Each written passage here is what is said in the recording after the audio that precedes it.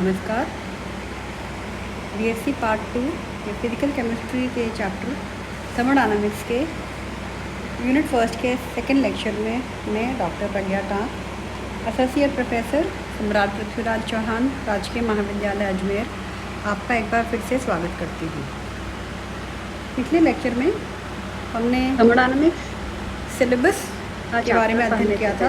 Syllabus और syllabus के शुरुआती जो टर्म्स थे, इसमें हम thermodynamic terms, system, surrounding, boundary, type system इत्यादि का हम अध्ययन कर चुके थे। अब इसी क्रम में हम आगे बढ़ते हैं और आज हम करते हैं सबसे पहला टॉपिक जो है हमारा आज का, वह है प्रॉपर्टीज़ ऑफ अ सिस्टम या तंत्र के गुण।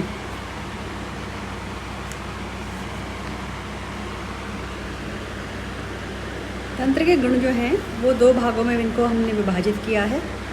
पहला है एक्सटेंसिव प्रॉपर्टीज़ या मात्रात्मक गुण और दूसरा है इंटेंसिव प्रॉपर्टीज़ या विशिष्ट गुण। Extensive property, an extensive property is a physical quantity whose value is proportional to the size of the system it describes or to the quantity of the matter in the system। अर्थात extensive properties जो हैं ये वे गुण हैं जो तंत्र में उपस्थित पदार्थ या पदार्थों की मात्रा पर निर्भर करते हैं, और क्योंकि ये मात्रा पर निर्भर करते हैं इसलिए इन्हें ही हम तंत्र के मात्रात्मक गुण कहते हैं। जैसे इसके एग्जाम्पल्स जो हैं वो हैं आयतन, द्रव्यमान, अणुओं की संख्या, ऊर्जा, mass, volume, heat capacity, free energy, entropy, internal energy इत्यादि। वहीं दूसरी तरफ दूसरी प्रॉपर्टी जो है सिस्टम की हमारे पास वो है इंटेंसिव प्रॉपर्टी या विशिष्ट गुण या गहन गुण।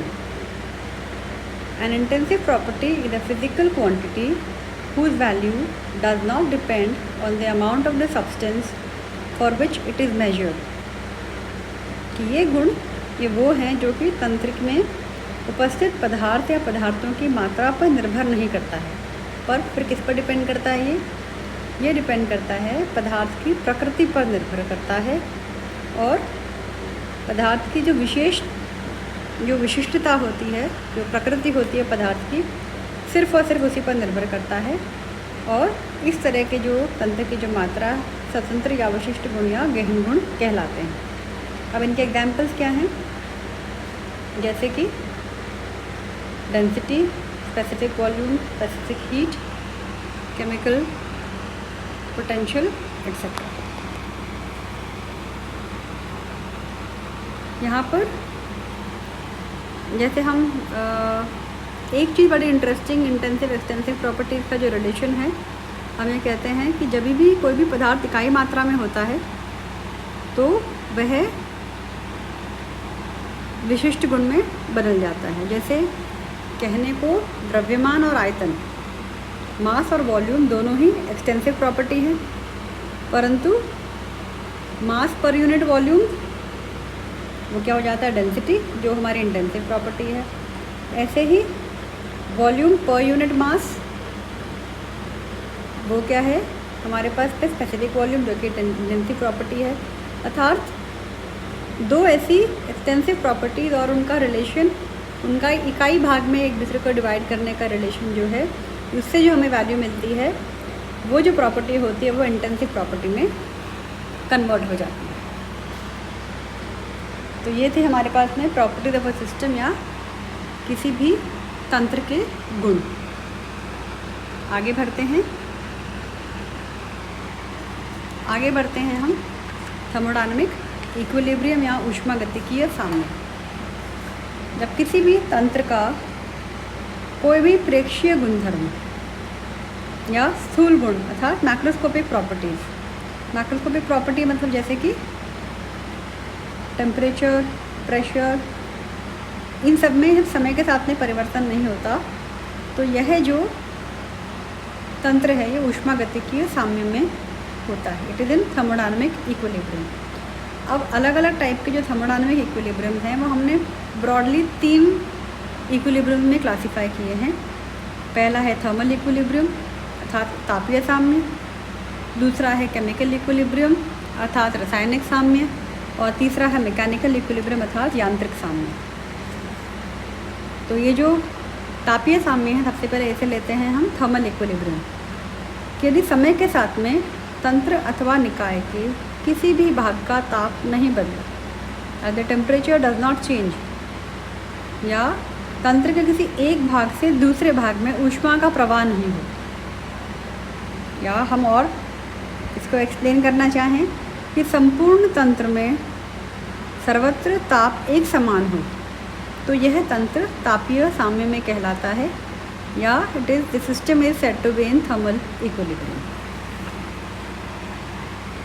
दूसरा इक्विलिब्रियम है हमारे पास में केमिकल इक्विलिब्रियम। अगर समय के साथ में with the passage of time system में जितनी भी उपस्थित प्रावस्थाएं हैं उनके संगठन में कोई परिवर्तन न हो, अर्थात उसका कॉम्पोजिशन, उसके फेजेस का कॉम्पोजिशन में कोई चेंज नहीं हो रहा है, तो हम ये कह सकते हैं कि ये जो सिस्टम है, यह जो तंत्र है, वो एक केमिकल इक्विलिब्रियम या रासायनिक साम्य में उपस्थित है। अर्थात केमिकल इक्विलिब्रियम में किसी प्रकार की सांद्रताओं में परिवर्तन नहीं होता। तीसरा इक्विलिब्रियम है हमारे पास में मैकेनिकल इक्विलिब्रियम या यांत्रिक साम्य। यदि किसी तंत्र का एक भाग दूसरे भाग पर कोई भी यांत्रिक कार्य न करे, या फिर तंत्र के अंदर या उसकी सीमाओं पर पदार्थ का प्रवाह नहीं होता हो, तो इस प्रकार का जो तंत्र है वो यांत्रिक साम्य में या मैकेनिकल इक्विलिब्रियम में कहलाता है। पर एक खास बात, यह सब तभी संभव है जबकि पूरे तंत्र में सभी तरफ प्रेशर की जो वैल्यू है वो एक समान है। कि अगर प्रेशर सेम है तो ही तंत्र का भाग दूसरे भाग का किसी प्रकार का यांत्रिक कार्य नहीं करता है और किसी प्रकार की इसकी सीमाओं पर पदार्थ का प्रवाह नहीं हो पाता है। तो इस तरह का सिस्टम, इस तरह के से जब इक्विलिब्रियम एस्टैब्लिश होता है तो हम कहते हैं उसे मैकेनिकल इक्विलिब्रियम। आइए तीसरे पॉइंट पे चलते हैं, वो है हमारे थर्मोडायनामिक प्रोसेसेस या ऊष्मागतिकीय प्रक्रम। ऊष्मागतिकीय प्रक्रम 7 प्रकार के होते हैं, उनमें से कुछ को हम और डिटेल में पढ़ेंगे, पर अभी इनकी मैं सिर्फ आपको डेफिनेशन बताऊंगी। इनकी डिटेल में हम इनके चेंजेस और ये किस तरह से अफेक्ट करते हैं थर्मोडायनामिक सिस्टम्स को, इनको हम पूरे चैप्टर के दौरान बहुत डिटेल में पढ़ेंगे। अभी आप सिर्फ थर्मोडायनामिक प्रोसेसेस, इनकी डेफिनेशंस और इनके जो बेसिक फंडामेंटल जो प्रॉपर्टी है उसके बारे में समझ लीजिए। सबसे पहला है आइसोथर्मल प्रोसेस या समतापी प्रक्रम। यह प्रक्रम समतापी प्रक्रम कहलाता है जिसके प्रत्येक पद में ताप स्थिर रहे, that is the temperature remains constant throughout the system.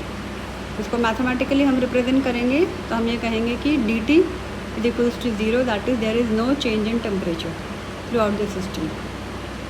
तो ताप को स्थिर रखने के लिए तंत्र अपनी पारिपार्श्विक से ऊर्जा का विनिमय करने के लिए ऊष्मा का विनिमय करने के लिए स्वतंत्र रहता है। यदि ये जो प्रोसेस है ऊष्माक्षेपी अगर होता है तो मुक्त हुई जो ऊष्मा है वो पारिपार्श्विक को दे दी जाती है, अर्थात सराउंडिंग्स को दे दी जाती है। और अगर ये प्रोसेस ऊष्माशोषी होता है तो सराउंडिंग से ऊष्मा ले ली जाती है ताकि तंत्र का ताप स्थिर रह सके। दूसरे तरीके का थर्मोडायनामिक प्रोसेस जो है वो है आइसोबेरिक प्रोसेस। आइसोबेरिक प्रोसेस अर्थात समदाबीय प्रक्रम। वह प्रक्रम जिसके द्वारा अवस्था परिवर्तन में दाब स्थिर रहे वह समदाबी प्रक्रम कहलाता है। अर्थात इस पूरे सिस्टम में from the beginning to the end of the process क्या कांस्टेंट है यहाँ पर? प्रेशर।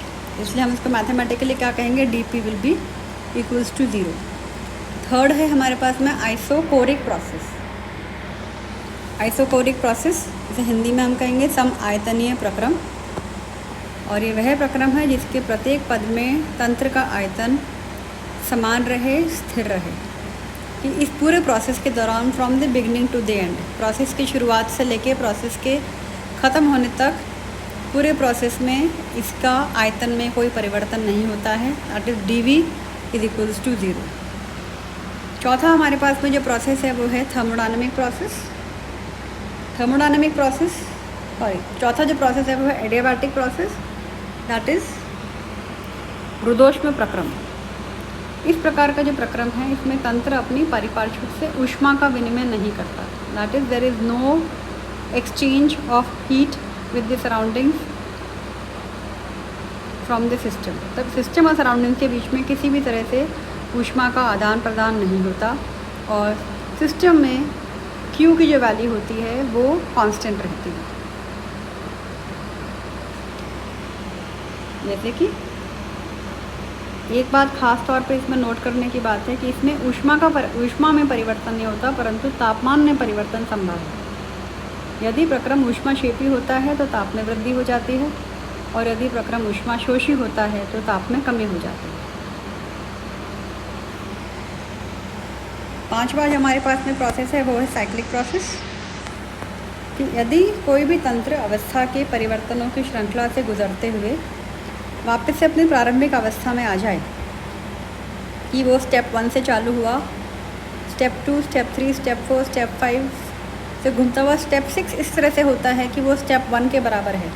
इसके सारे पैरामीटर्स की जितनी भी अवस्था परिवर्तनों की जो श्रृंखला है उसमें से गुजरते हुए वो वापस से अपनी प्रारंभिक अवस्था में आ जाए तो वह प्रक्रम चक्रीय प्रक्रम या साइक्लिक प्रोसेस कहलाता है। कि इसकी जो इनिशियल पोजीशन है इस प्रोसेस की फाइनल पोजीशन पूरे सारे परिवर्तनों से गुजरते हुए उसकी जो फाइनल पोजीशन है वो उसकी इनिशियल पोजीशन के समान ही पाई गई है। इस प्रकार के प्रोसेस को हम साइक्लिक प्रोसेस कहते हैं। छठा हमारा जो वो है रिवर्सिबल प्रोसेस। रिवर्सिबल प्रोसेस में अगर कोई भी प्रक्रम में ड्राइविंग फोर्स अर्थात जो प्रेरक बल है उसकी मात्रा अगर अपोजिंग फोर्स की मात्रा से इनफाइनेटिमली अधिक हो तो क्या होगा, तो बहुत ही सूक्ष्म गति से यह जो प्रोसेस है वो रिवर्सिबल प्रोसेस कहा जा सकता है। कि हम अगर उस प्रोसेस को फॉरवर्ड डायरेक्शन जो मूव कर रहा है उसमें हम माइनर चेंज करते हैं कि हम इसकी अपोजिंग फोर्स की मात्रा को बढ़ा देंगे तो वो वापस रिवर्स डायरेक्शन में मूव करना शुरू कर देगा। अगर इस टाइप के प्रोसेसेस पॉसिबल हैं तो हम उसको नाम रिवर्सिबल प्रोसेस देते हैं। और अगर यह पॉसिबल नहीं है, ये स्पॉन्टेनियस होता है, अगर प्रक्रम बहुत तीव्र गति से होता है अर्थात स्वतः और स्पॉन्टेनियस होता है कि वो उसका रिवर्सिबल होना पॉसिबल नहीं है कि वो स्टेप 1 इनिशियल पोजीशन से फाइनल पोजीशन तक ही मतलब सिर्फ एक ही डायरेक्शन में इसका मूवमेंट पॉसिबल है तो उसे हम इरिवर्सिबल प्रोसेस कहते हैं।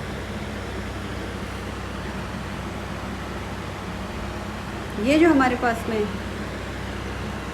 प्रोसेसेस थे सारे, आज का लेक्चर हम यहीं ख़त्म करेंगे। अगले लेक्चर में हम रिवर्सिबल इरिवर्सिबल साइक्लिक प्रोसेसेस को डिटेल में करेंगे, साथ ही इनके आपस के इनके डिफरेंसेस को इनके कंपैरिजन को करेंगे। और अगले लेक्चर में हम एग्जैक्ट एंड इनएग्जैक्ट डिफरेंशियल और स्टेट फंक्शन पाथ फंक्शन का भी हम स्टडी करेंगे।